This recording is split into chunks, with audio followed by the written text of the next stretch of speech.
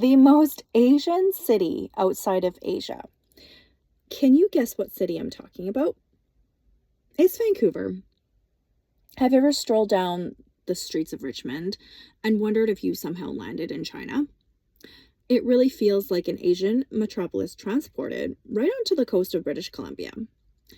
Statistics Canada numbers back this up, showing that over half of Metro Vancouver's population identifies with the Asian heritage. This demographic footprint did not just happen overnight through recent immigration trends. Asian workers have helped build the foundation of the province, working on the Canadian Pacific Railway back in the 19th century. This deep historical route created North America's second largest Chinatown and set the stage for generations of cultural integration. If you look back at the suburb of Richmond, the numbers reach levels you will not find anywhere else outside of Asia. Over 3/4 of the population claims Asian background, creating a majority culture that defines daily life. Everything from street signs to bank services in Richmond operates seamlessly in both Mandarin and Cantonese.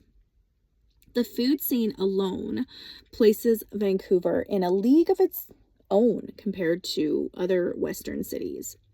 Top food critics routinely argue that the dim sum in Metro Vancouver rivals and sometimes surpasses what you would get in Hong Kong. That level of culinary excellence exists because master chefs immigrated here and found an eager, highly discerning local clientele. A major catalyst for this demographic shift occurred during the 90s ahead of the Hong Kong handover. Thousands of affluent families relocated to the Pacific West Coast, bringing capital, entrepreneurial energy, and cultural momentum. The linguistic reality of Metro Vancouver is visible the moment you step off a plane at YVR Airport. Directional signage and public health notices and retail displays routinely feature Chinese, Punjabi, and Tagalog alongside English. Hearing multiple Asian languages spoken in a single SkyTrain ride is the daily standard for locals. Lunar New Year in Vancouver is big. Major streets close down for massive lion dances, and shopping centers host elaborate regional performances. Real estate and architectural choices across the Lower Mainland also heavily reflects Asian cultural influences. Developers frequently consult feng shui experts when designing luxury high-rises and residential developments.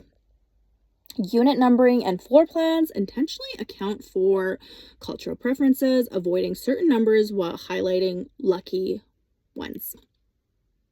The Vancouver International Airport acts as a primary North American gateway for trans-Pacific flight routes. Direct daily flights connect the city to major hubs like Tokyo, Seoul, Taipei, Beijing, Hong Kong, and Manila. That seamless connectivity helps families and business owners linked directly to their home countries and is a huge draw for a lot of people that have majority of their families back home still.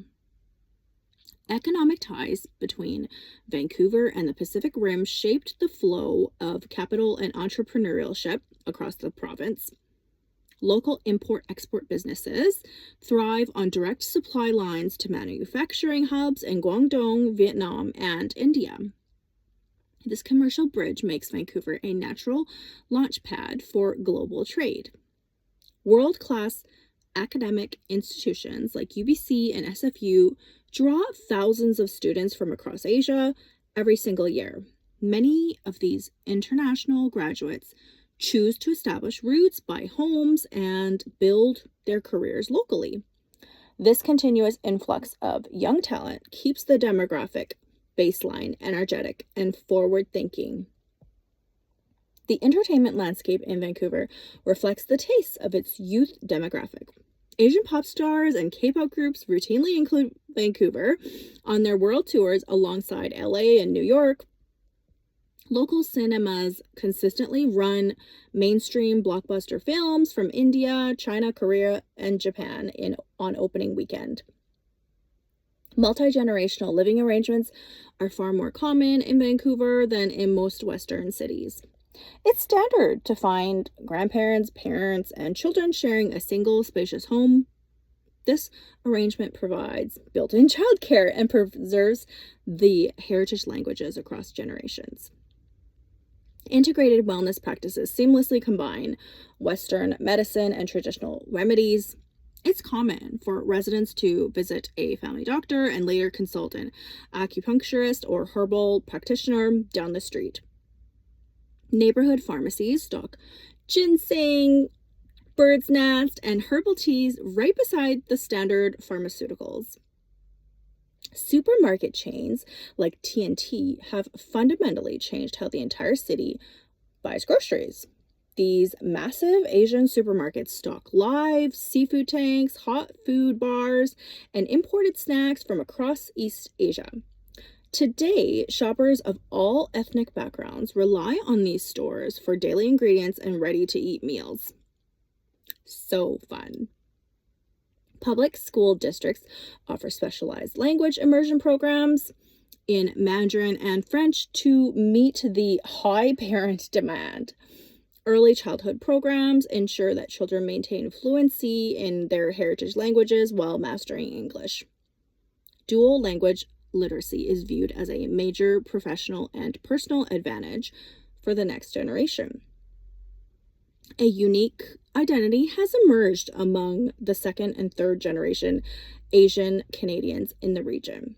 These young adults effortlessly navigate Western civic life while remaining deeply connected to their family traditions. They are founding businesses, creating art, and writing books that redefine what it means to be a Canadian. Vancouver's identity is no longer just a Western city with a large immigrant minority group. It's evolved into a true hybrid metropolis where Asian culture forms the primary heartbeat of daily life.